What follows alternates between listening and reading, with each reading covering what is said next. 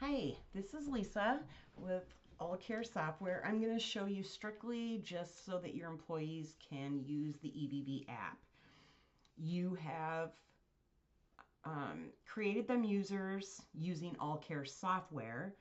If they each have a valid email address, and then when you set them up, they would have been emailed a username, password, and your agency code. This way, if an employee works for multiple agencies, they can go back and forth and they happen to use our app. There's a forget password that will then email them information that they can update it and change it. There's a remember me. I'm actually on the web version of this, just it's easier to show you. But just so you know, it looks exactly the same on the web version. They can do from a laptop or a desktop, and it looks exactly the same on their phone. Okay. So they'll have a username, password, and agency code, and then they pick employee, okay, and they'll log in. It goes straight to their clients, their list of clients.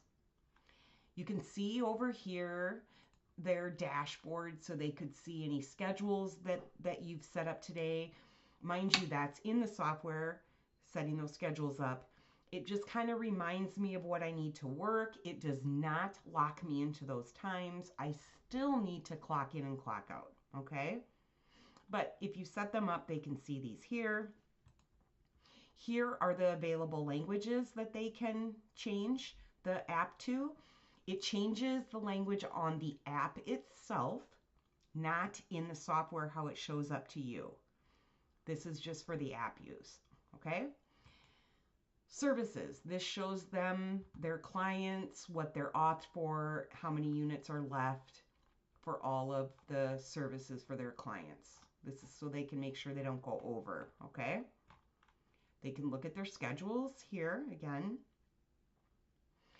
There's an availability for e-manual timesheets so that they don't have to clock in and clock out.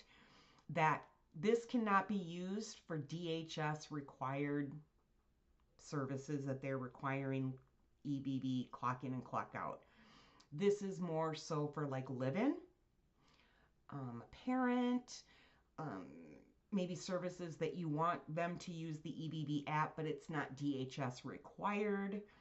General here means that they're just a general employee. Live-in clearly means that they're a live-in employee. So they would come in here and create a template. They could name it, this is for Aaron, my client Aaron. And they can do a start and end time, and they'll just run down if it's the same every day, or they could change these hours every day, and then they confirm and submit.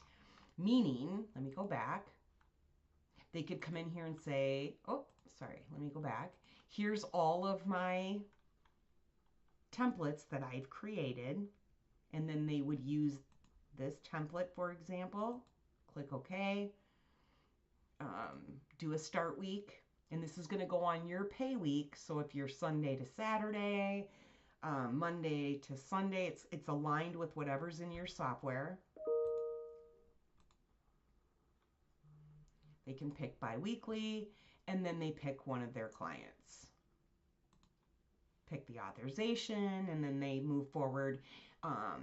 They get to adjust. Let me just do this. I'm not sure who I'm scheduled for, so let me see here. Okay. So here's Parker, gives me Parker's information, and I go next. So here's my schedule. If I need to adjust this, I can. I can say, well, on this date, and you can see the date right here, I actually didn't come in until 1. So then it'll adjust it. I pick my activities. So I did work that day. If I didn't work this day, you just clear it. I didn't work this day. And then we're going to go down. Now these are dates that haven't happened yet, so clearly you can't put any time in, right? Let me come all the way down. And then they hand their phone to the client. The client signs. The employee signs, they verify that this is a valid timesheet and submit. And then it goes into your software. Okay? They have private mileage. They can also do that if they're getting paid mileage. Otherwise, let's go to timesheets. It always lands on the current month here. They can look at past months by changing this. They can look at show me everything completed, meaning clock in, clock out, activities, and everybody has signed. So I have some for Denny. If I open it, here's all my days. I have some for Parker. I open that, here's my days. If I forget to sign a timesheet or pick activities, I can come in and say, okay, show me anything incomplete. And then you can sign off on those. So I'll go back to my clients. Again, here's all my clients. So if I want to take a note, this does not show up in the software. This is just something I need to remember. So I need to remember that Marshall doesn't like bathing and he doesn't like cats. So it's just something for me as an employee to know when I go to Marshall, I need to remember he doesn't like cats, he doesn't like bathing. If there has been any documents, electronic documents within the software done, care plans, things like that, I can come in here and I can see those care plans so that I know as an employee what I need to do to care for Marshall properly. So I am going to come down and I'm going to start. I click here, click on homemaking, it populates. Next, here's Denny's address. Do I want to clock in? Yes. Now I can throughout the day check my activities, or you can do it when you're done clocking out. But I'm just going to do it now. It automatically defaults to check all of the activities. Your employees need to uncheck the activities they did not perform that day and then save. Okay? If they did that and then realize, oh, I forgot, I did give Denny a bath, I can go back in and check that. Okay? And then I go about my day.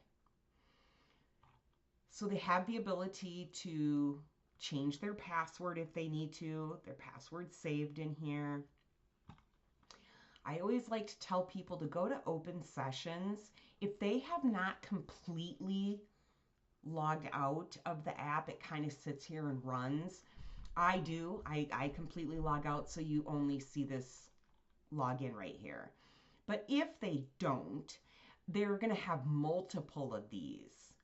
They can either revoke all sessions, which would log them out of everything, or they can click on each individual one and get those old ones like logged out. It just kind of keeps the app fresh and running well. Let's see, what else? If they do put on a language, English, and then later they decide, no, I'm having a hard time, I need to pick Somalia to better understand the app, they can change this at any time. And I also want to note, the very first time, now obviously I've been logged in here, in and out of this app plenty of times. But what I need to say is the very first time that they log in, it is going to ask them if we are allowed to capture their location. We as a third party cannot mandate that. You need to let them know that that is required and they need to say yes. And that will only, it will say like precise location and they need to say yes to that. That gives the ability for the app then to not track all day long, everything. It is literally capturing location the minute they clock in and the minute they clock out. That's all they need. If they say no to that, it is not going to capture location, and that is something that you as an agency needs to talk to them about, that they need to do that. If they check no, they don't want to capture location, and then you have a discussion with them and let them know, hey, DHS is requiring this. We need you to go back in there. It's okay. They can go back into their settings page on their phone, go to that app, and they can say yes, that while using AllCare app, I will allow location. So they can go back in there and fix that, okay, if they've made a mistake. So I'm just going to, I'm waiting kind of to create some time with Denny here, and I'm going to do a whole nother EVV video for you that you can see in the software. But just while we're creating some time for Denny here, I'm going to show you. So here in our demo site, this is the visits tab. So here, this visit, you can see that I clocked in earlier this morning. I clocked out. You can see my time captured, it's 15 minutes. You can see these are real dark blue and these are light blue. These light blue ones is the visit I'm actually working right now, and I haven't signed, so they're light blue. These dark blue ones are ones I did earlier, and you can see signatures.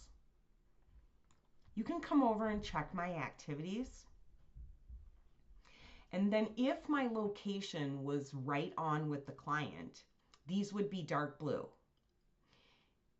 This one's light blue because this is the visit I'm on right now and I haven't clocked out.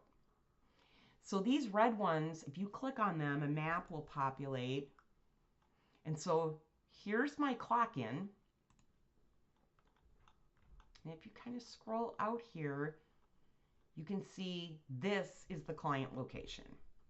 So clearly I'm not near the client home. Okay. So let me exit out of that. If that they were dark blue, you could see when you looked, it would have that red pen and that blue pen right next to each other. Okay.